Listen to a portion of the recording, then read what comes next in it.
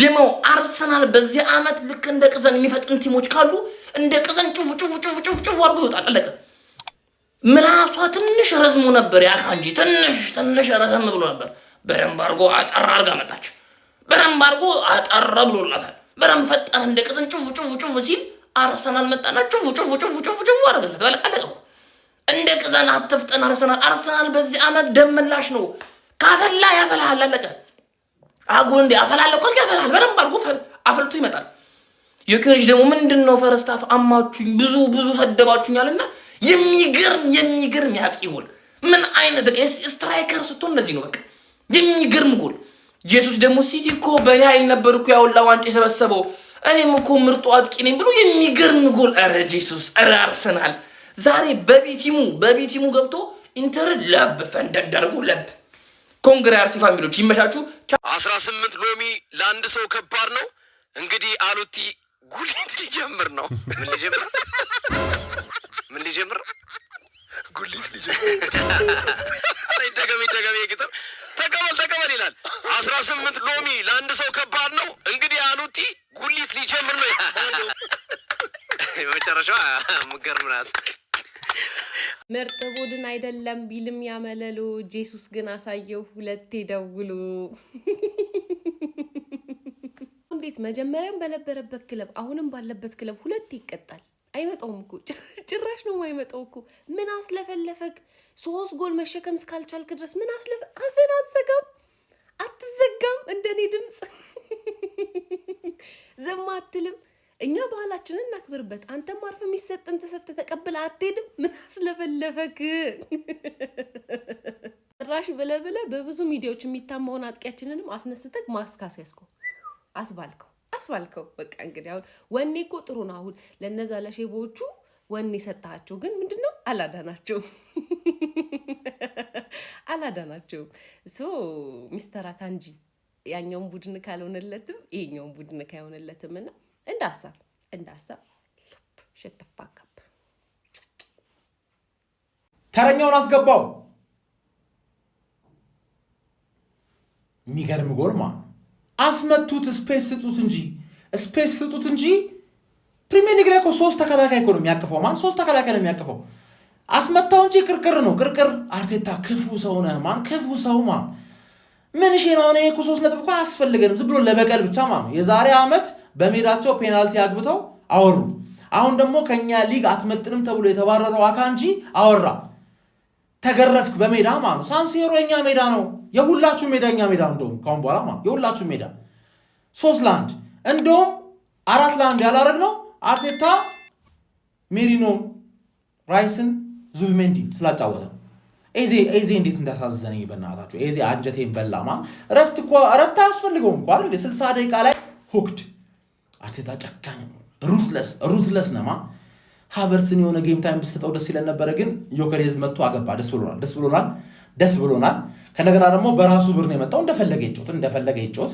ራይስ መጨረሻ ላይ ቢጫ አግኝተሽ የሚቀጥለውን ጨዋታ ሚስ ያደረግሽው መንገድ ተመችቶኛል። አንደኛ ረፍት ታገኛለሽ፣ ሁለተኛ ደግሞ ቢጫ ካርድሽ ሪሴት ለኖክአውት ስቴጅ ማን ዩናይትድ እንዴት ኮንፊደንስ እየተሰማሽ እንደሆነ አላቅም፣ ግን ጠሽ ስለሆንሽ ያው አንድ ጌም ታሸንፊና መጣውላችሁ ምትይ ሰው ነሽ። አንድ ጌም ብቻ ታሸንፊና መጀመሪያ ያን የቀመለ ሰውዬ ማስቆረጥ ቻይ።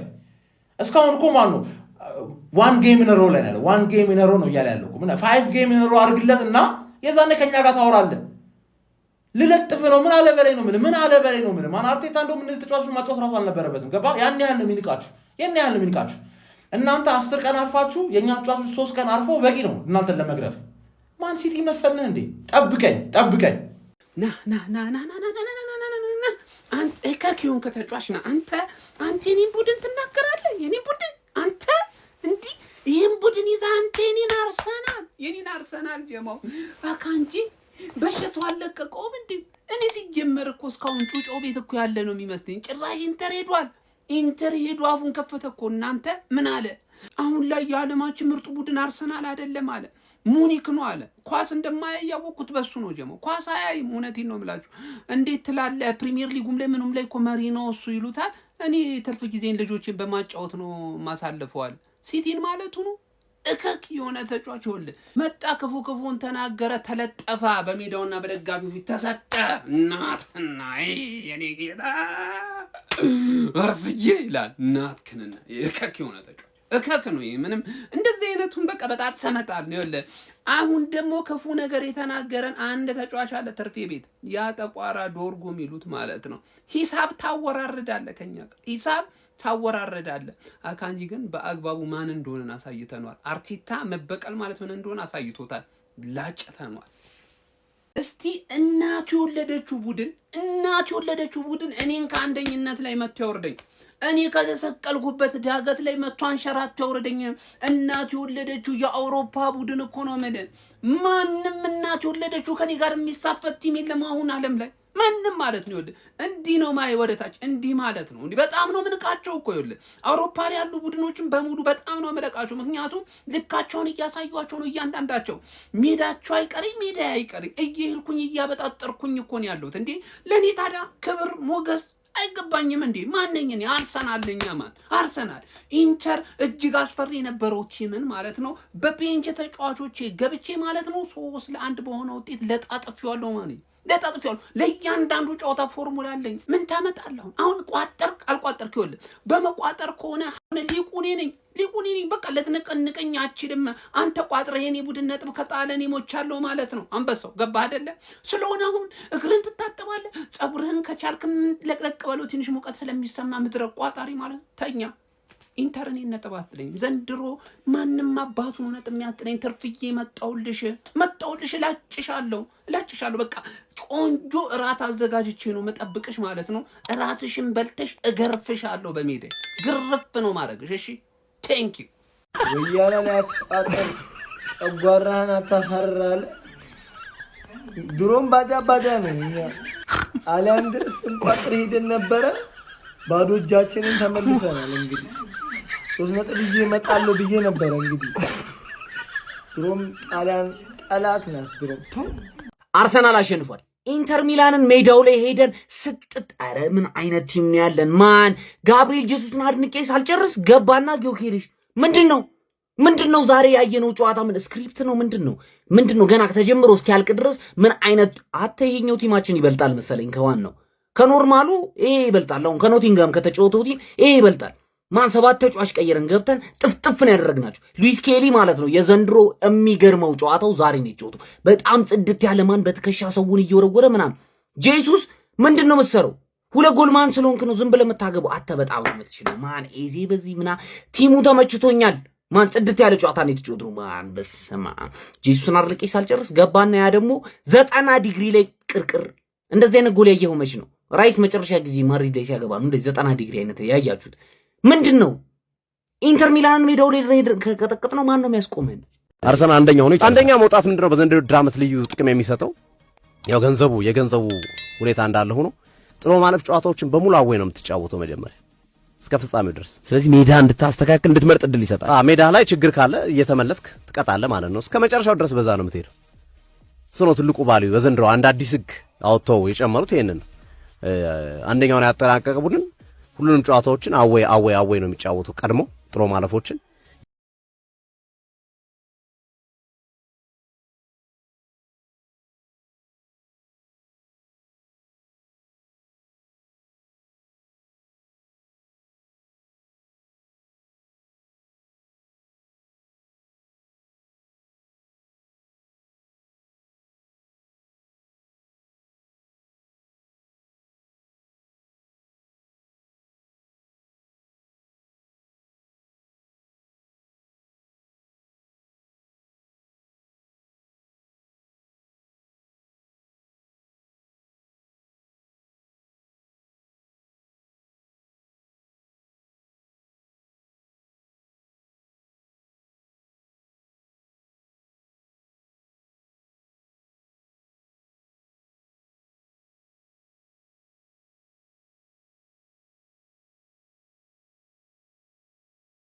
በቃ ብቃት ነው።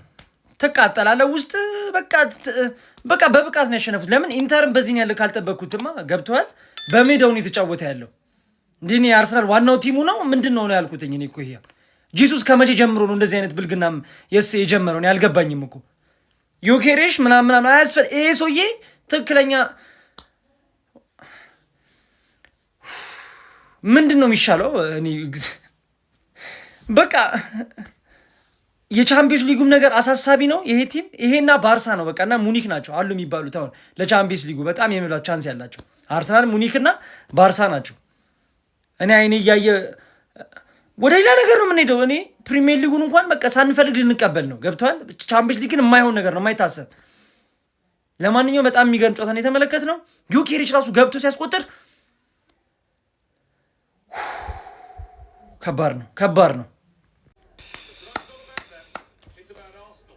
እንደ ሲቲ ደጋፊ ማለት ነው ጊዮኬሬሽ ላይ ሙድ እንዳትይዙ የምር ረበስ ያየህ አይታል። የአርሰናል ደጋፊ ሳካ ስቲል ለጊዮኬሬሽ የማይሰጠው ችግር አለበት። በቃ ወይ ደግሞ አያስተውለውም ይሆናል ወይ አውቁ ነው።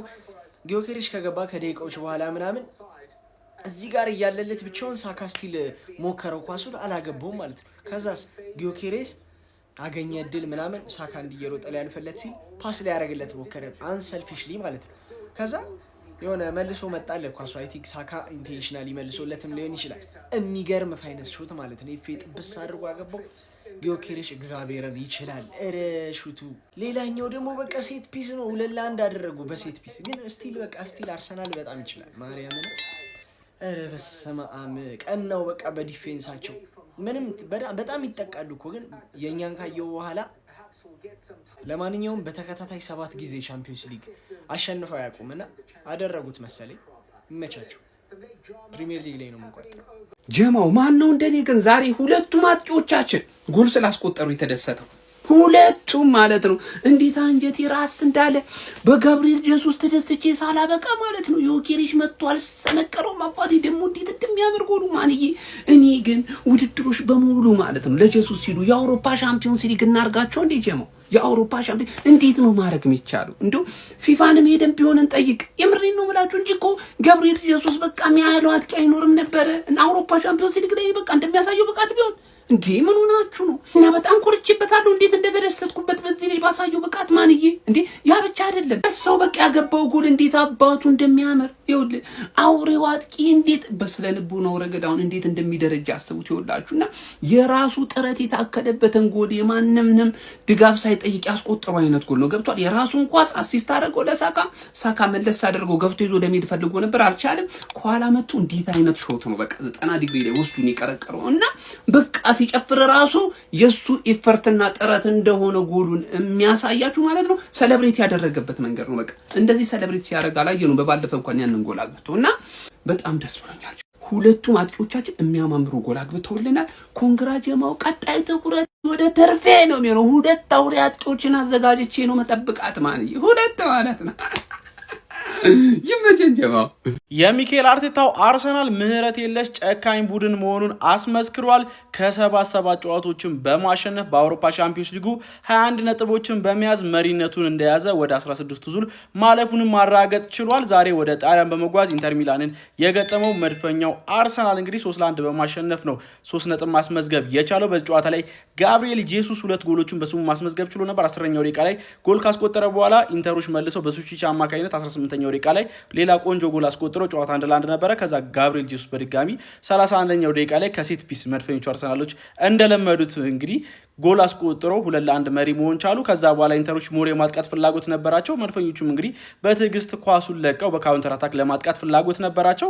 ከዛ በኋላ ቀይረው ባስገቡት ዮኬሬሽ አማካኝነትም 84ኛው ደቂቃ ላይ በጣም ቆንጆ ጎል አስቆጥሮ ጨዋታውን 3-1 ማሸነፍ ችለዋል ማለት ነው። የአርሰናል ቤንች ስኳድ ዴፕስ እጅግ በጣም የሚገርምና የሚያስደነግጥ መሆኑንም ከታዘብንባቸው ጨዋታዎች አንዱ የዛሬው ይመስለኛል። በቃ ቋሚ ያሉ ተጫዋቾች እንዳሉ ሆኖ ተቀይሮ የሚገቡ ተጫዋቾች ስትመለከቱ በጣም ነው የሚያስደነግጠው። ለማንኛውም የሚኬል አርቴታው አርሰናል በአውሮፓ ሻምፒዮንስ ሊጉ ያለውን እጅግ በጣም አስደናቂ የሆነ 100% የማሸነፍ ግስጋሴ እንግዲህ ማስቀጠሉን ተመልክተናል ማለት ነው። አርሰናል 3 ኢንተር ሚላን 1 የተጫዋቾች ሬቲንግ እንደ ሁልጊዜው ከበረኛ ነው የምንጀምረው። እናንተ ደግሞ እንደ ሁልጊዜው ኮፒ ሊንክ ሪፖስት ያርጋችሁ ጀምራላችሁ። ፎሎ ማታረጉ ሰዎች ፎሎ አድርጉ።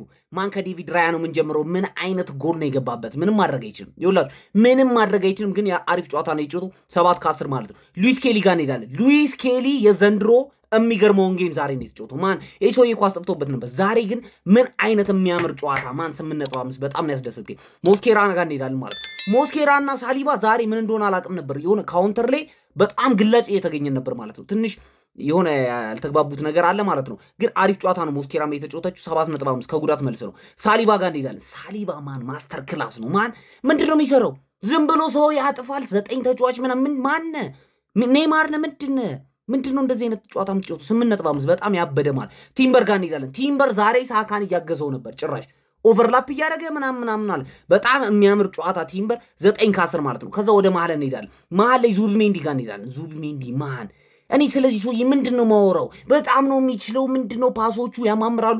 ኢንተርሴፕሽን ተውት፣ ጥግ ድረስ ነው የሚያደርገው። ማን 8.5 ጽድት ያለ ጨዋታ።